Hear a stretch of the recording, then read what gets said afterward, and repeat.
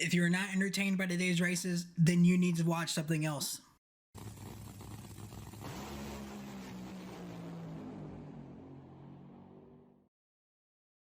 Man, what an incredible start to the season we've had. We've had 3 national events, and we've had 3 incredible eliminations in a row. If people keep talking about the NHRA is dead, that the golden era is behind them, I'm telling you right now, you are dead wrong and that you are dumb. The start to the season that we've had has been fantastic, not only from the racing perspective, but from the fan perspective. Another incredible turnout for the Winternationals. We've had a sellout crowd at Winternationals, had a sellout crowd at Arizona.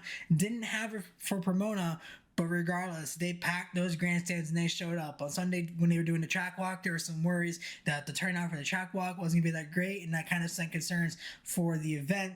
But once they opened up the guardrails and the fans poured out, it turns out they were just stuck behind the wall for the staging lanes because they came pouring out and they filled that racetrack. According to Jason Galvin and some of the people that were working the mic down there, it might have been a bigger turnout than Arizona, which would have said a lot because that was 37,000 people that were counted that were at the track walk for Arizona.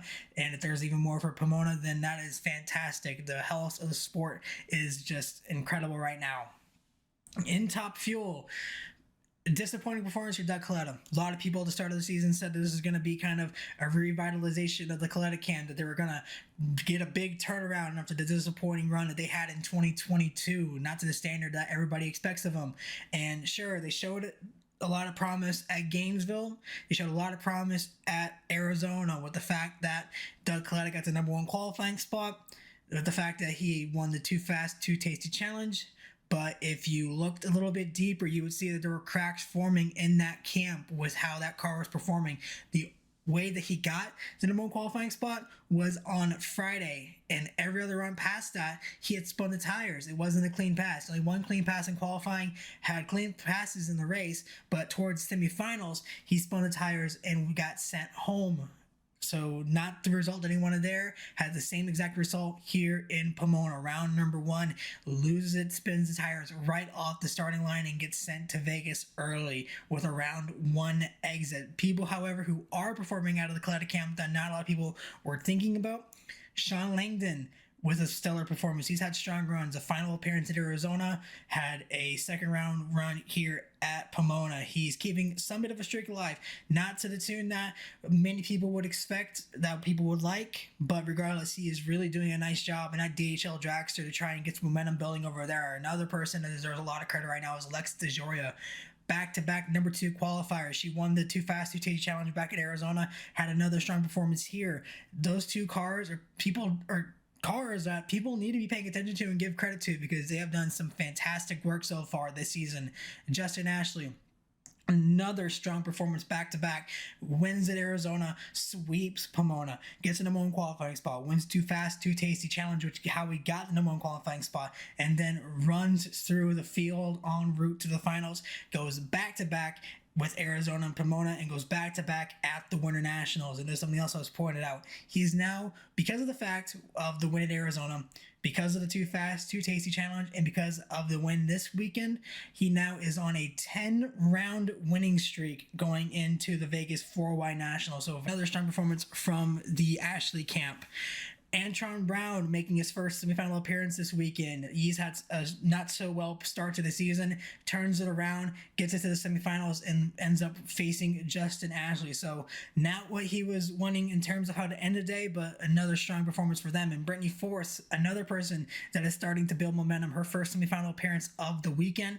Didn't end the way she wanted to either, but with the fact that she went out in the second round in the first 2 events and now finally makes semifinals, she is now starting to turn around in the direction that she's going to need to if she wants to defend that championship. And looking at the bracket, Justin Ashley would face off round number 1 against 14th place qualifier Krista Baldwin. Yes, there were 14, not 16. Justin Ashley won that race, and because of the fact there were only 14, that left an entire pair of cars out, which gave Justin Ashley a bye run to the semifinals, where he would face Antron Brown. Antron Brown had to go through Doug Coletta in round number 1, sent Doug packing with the fact that Doug, like I said earlier, spun the tires off the starting line. He would face off against Mike Salinas, who beat Clay Milliken back-to-back times 2 weeks in in a row now that the Salinas camp has took down the Rick Ware Racing team. This time, however, Clay Millican had Mike Red dead to rights, had a stellar run in round number 1, but spun the tires around half track, and then for good measure blew the engine up towards the top end and destroyed that Rick Ware Racing Ford engine, sending Clay Millican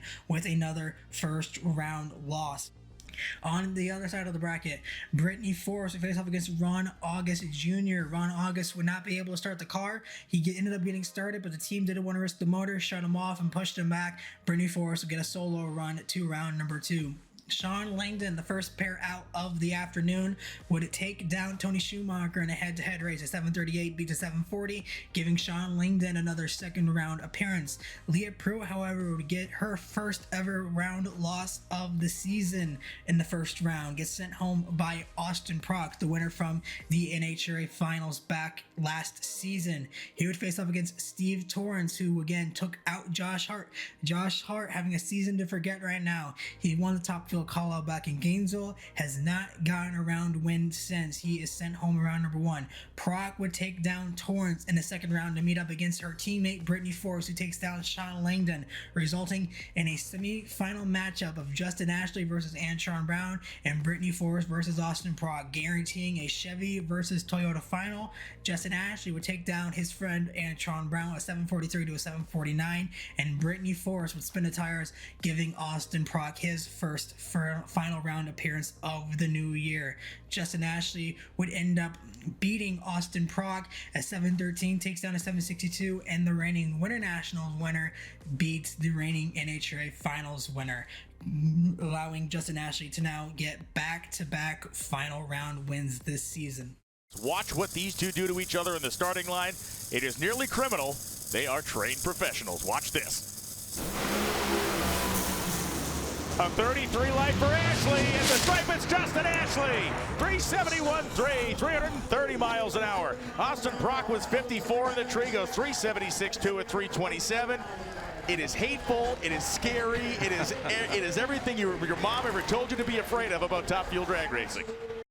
In Funny Car, Bob Taskett III showed this weekend that he has the speed to compete with the big three of Hagan, Height, and Caps. He has had very strong performances in the first 2 events of the season. Had a very strong qualifying performance at Gainesville until it blew the engine, and from then on it was just survival mode at that point.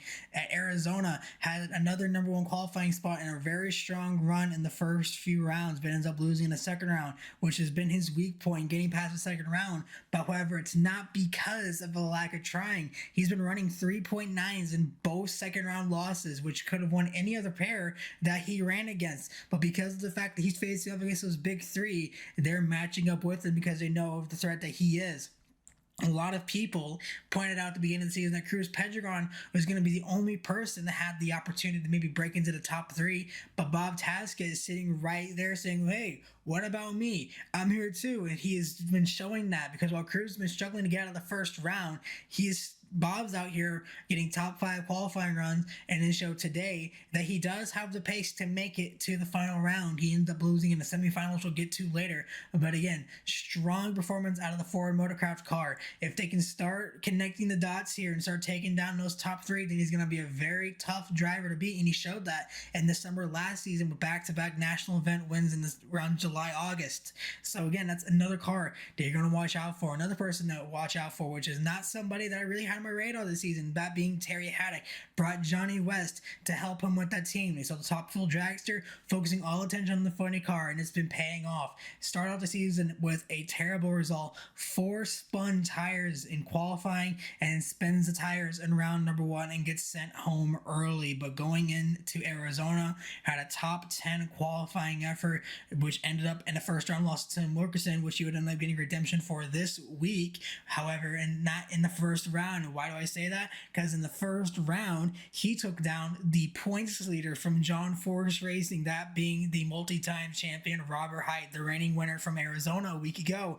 Sends him packing in round number 1 in the home race for the John Force Racing stable.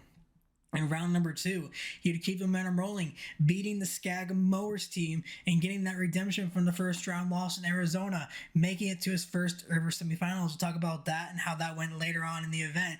But man, just an incredible weekend. They have yet to break in 2 to 3 second marks, but if he keeps performing at the level that he is right now, he's going to have a very hard time being beat with the runs that he's having. But man, just another incredible performance. If I had to give a driver of the week award, it would have to be to that Haddock team, because he qualifies for his first ever Too Fast, Too Tasty Challenge, which will take place at Chicago, due to the fact that they are not going to be running that event at the 4 wide events at both Vegas and Charlotte. So we got to wait about a month before we get to see them again in Chicago. But just an incredible performance by the Haddock crew as they look to keep the ball rolling. Chad Green, someone who also had an incredible start, won a Too Fast, Too Tasty Challenge this weekend, ends up losing around number 1, not because of a car error, because of a crew error. Somebody left the throttle stop on that car, and it basically took away any chance that Chad Green had of winning this event, because all he could do was just coast the car down and take a Sunday drive down to Pomona Strip as Tim Wilkerson took him home and sent him to Vegas a little bit early. John Force as well, a struggling weekend, a weekend that he's going to forget in his hometown, due to the fact that terrible qualifying effort. First off, back-to-back Winternationals that he's qualifying number 16, had a very scary accident in round number 2 of qualifying, as he would lose the car across the racetrack, sideswipe J.R. Todd, and then end up getting turned into the opposite wall head on. A very strong crash. Had to roll out the backup car and just could not get the car rolling in Q number 3. End up having a risk of being bumped from the event, but hang on by the skin of his teeth. I talk about how his performance in this event went. And in round number 1, like I said, John Ford, 16 qualifier, loses to Cruz Pedregon. Cruz Pedregon, a number 1 qualifier, move on to round number 2, where he would lose to Ron Capps, who took down Paul Lee in round 1. Bob Taskett III, who was my pick to win this event, beats Jason Rupert in round number 1 to beat Alex Laughlin, who took down J.R. Todd. Another upset of the weekend. J.R. Todd had him beat by the time they reached half track, blew the motor to the sky high, blew the engine to the stratosphere, as that was the second car that wrecked that weekend, along with the John Forrest in qualifying, giving Alex Laughlin his first ever first round win of his funny car career. He would meet Bob Tasca III in round number 2, where he would fall to Tasca, leading to the semifinal matchup of Caps versus Tasca on their side of the bracket. Alexis DeJoria, another strong performance out of her, qualifies number 2, beats Jeff Arend to go to round number 2. Matt Hagan would take down Blake Alexander. Terry Haddock, like I said, the major upset of the event, takes down Robert Height in round number 1, where he would meet Tim Wilkerson, who beat Chad Green. Round number 2, Matt Hagan sends the Coletta car of Alexis DeJoria home to make it back to the semifinals, where he would meet again Terry Haddock, who got his redemption from Tim Wilkerson from the Arizona loss, leading to a semifinal matchup. Ron Capps would take down Bob Tasca in the semifinals, and he would meet Matt Hagan. Who would have thunk it? The top 3 in the championship meeting again in the final round, as he would take down Terry Haddock, who again, a very respectable 4-1-1-0, had a lot of clean passes throughout the weekend. That T&D Express Ford Mustang, showing that they have the speed to compete with the big dogs, makes it to his first ever semifinals in a long time, and ends up falling to Matt Hagan. Matt Hagan would then go on to win the event, beating Ron Capps in the hometown crowd. His family in the stands, as Matt Hagan becomes the first 2-time winner of the season. A 967 takes down Ron Capps 4-303. Yeah, right there you can see him way to the inside. But again, the reason they're pulled in there is some of the pro stock cars, some of the other cars that launch off the starting line, they could lift up the rubber. So there's a reason he's moved in there. And off they go down the extra. Oh, man, it's Capps up by the center line, and it's Hagan navigating the right lane. 396.7 at 328 miles an hour. We saw Ron's car push to that inside area, and Tony Stewart celebrating with his funny car team for the second time in 3 races. Lastly, in Pro Stock, Cameron Caruso showed that she was here to stay, that win in Arizona was anything but a fluke.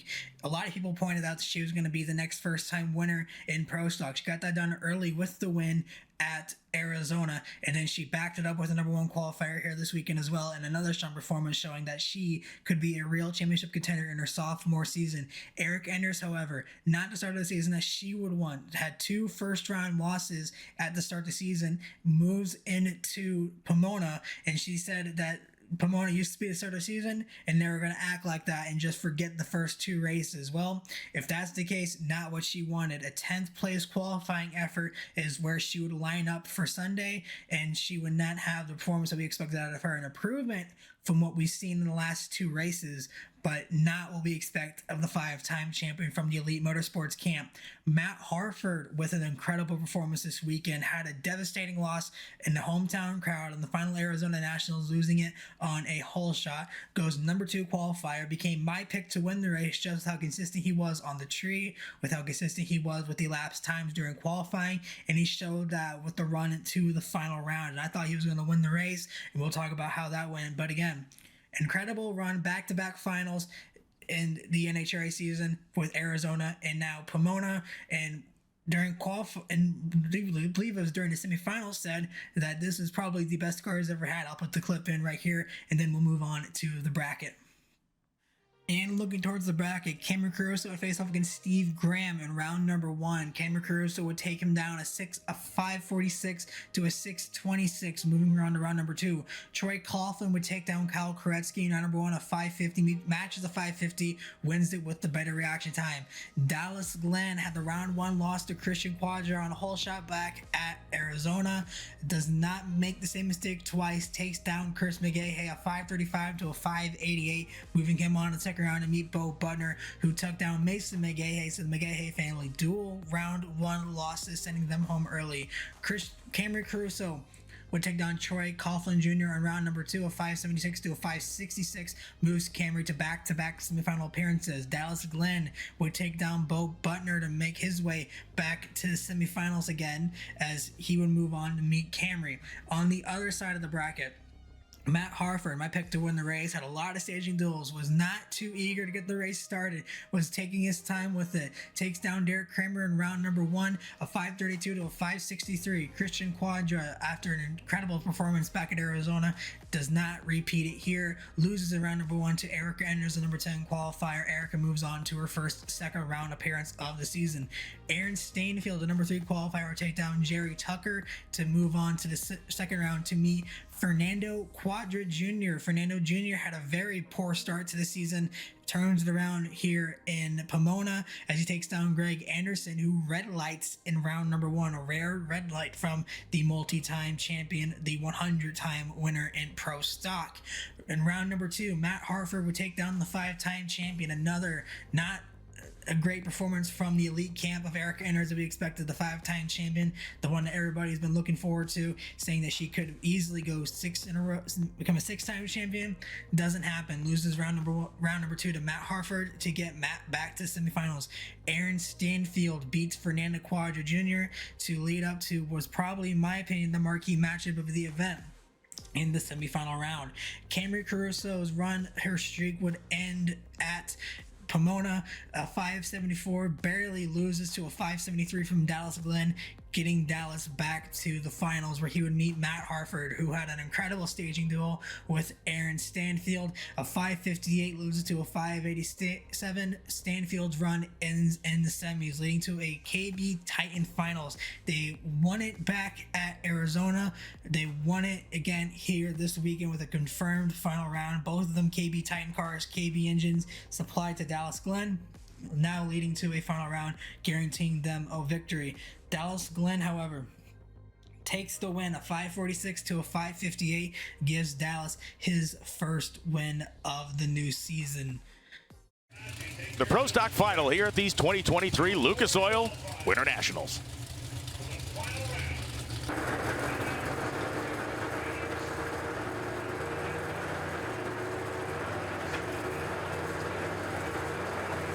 Here we go again, Tony. No, Dallas went in. It is Hartford with 100th of an advantage.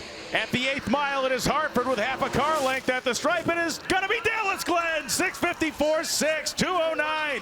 Hartford had him by the 8th mile, but Glenn drove around him, 655.8 at 210.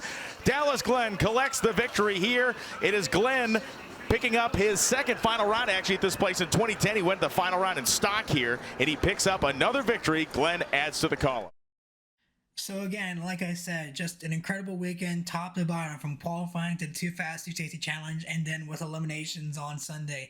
The first three races of the event have been absolutely spectacular, top to bottom, and now we get probably the fan favorite races of the year, the 4Y Nationals at Vegas and the 4Y Nationals in Charlotte.